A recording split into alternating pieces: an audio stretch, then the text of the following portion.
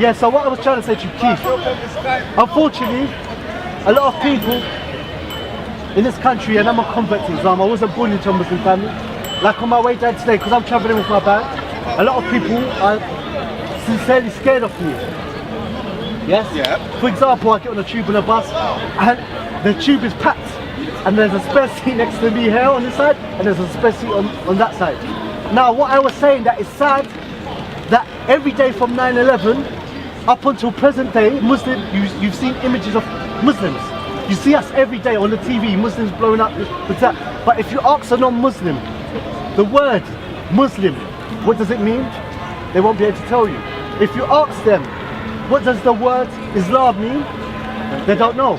So the whole thing is that it's a fair statement to say, even though you've seen Muslims and images of Muslims every day since 9/11, up until present day, the media is brainwashing you, because you would have should have at least been able to find out, not you directly, but people in general should commonly know what the word Muslim means and Islam means. Yeah, I'd agree that if they're that worried, then surely they should. Okay. I mean, for people that it doesn't worry, like myself, I'm an atheist, by the way. Okay. Right, so I've got no religious belief. No problem. But I believe that someone like yourself, obviously you've got those problems. I believe what you're saying there, and they shouldn't happen. But this is surely the ignorance of the people. Do you know another problem we have as well? Every time a situation happens, a bomb blast with this, that, and the other, we don't choose who comes on TV.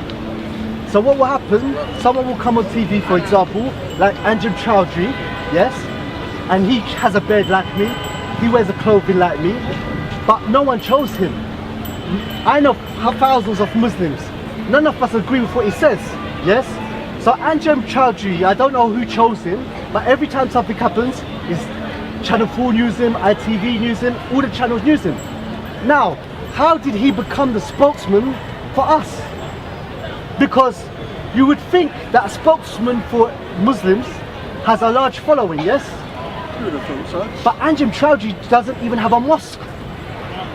He doesn't even own a mosque, so you would think that the Islamic spokesman would have a big mosque, yeah? Or at least a mosque. The point I was trying to say was this, that every time something happens, Anjem Chowdhury, because I'm sure you know who he is, he comes on TV, and when he comes on TV, he looks exactly like me, dressed exactly like me. He says, I'm gonna bring Sharia to this country, we're gonna force your wives to wear burqas and so forth. The problem we have, if I was an English person, yes, well I am English because I was born here, yeah? So whenever someone tells me to go back to where I came from, the furthest I can go is Battersea, yeah? But anyway, if I was just say I was a white English person, yes? I'm a plumber, I'm a labourer, I'm an electrician, I work in IT, I work hard days at work, yeah? I come home, I'm resting, I'm chilling, I'm eating my food, I'm watching the news.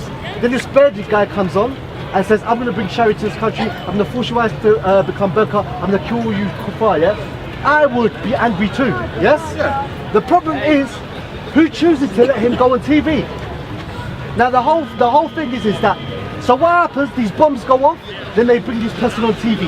So what happens, the general non-Muslims, they get angry, and he keeps spouting and stuff, so there's friction, yes? So I come down to the park here to say, look, anyone with any common knowledge, yes, knows that suicide bombing is not from Islam. What do I mean? Us Muslims, we try to pray 5 times a day. It's from our religion to pray 5 times a day.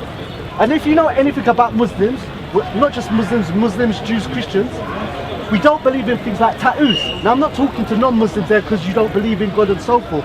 But for us religiously, we believe our body is from God and you shouldn't deface it by tattooing it, yes? So how is it possible for someone to pray 5 times a day and they're not allowed to get a little tattoo on themselves, but they can blow their whole self up? Doesn't make sense. But there's a lot of stuff like that that doesn't make sense with these so-called terrorists or fanatics. But a lot of people think, based upon the Quran, yeah, and the sayings of Prophet Muhammad, that it's okay to blow yourself up. So what I'm trying to say is that there is no real communication between non-Muslims and Muslims. You're on one side living your life, and the only interaction you'll have with us is via the TV. And that's what I'm saying. Every day from 9/11 up to present day, every day in the paper and every day on the news, you have seen Muslims doing negative things, blowing up, beating women, doing all this stuff. But in all that time, how many years has it been? It was 2001. It's 4 years. 14 years, 15 years, yeah. Oh, nine, Yeah. 14 years, 15 years. Still, if you ask the average non-Muslim who watches BBC every day, ITV, this, that, and the other, what does the word Muslim mean? What does the word Islam mean? They don't know. So, Is it religion? no, it doesn't mean that. Is But it culture? no, it's What does Muslim. it mean? Is it a belief? A way of life? What the point I'm trying to make, the word Muslim means someone who's tried to submit to the will of God. And the Islam means the system of how someone submits to God's will. But the point I'm trying to say is that if you've had negative image of Muslims every day on your TV from 9/11 up to today, amongst that, all that the images and all the information, at least the word Muslim, everyone should know what it means, and at least the word Islam, everyone should know what it means. So it means people are being dumbed down and brainwashed.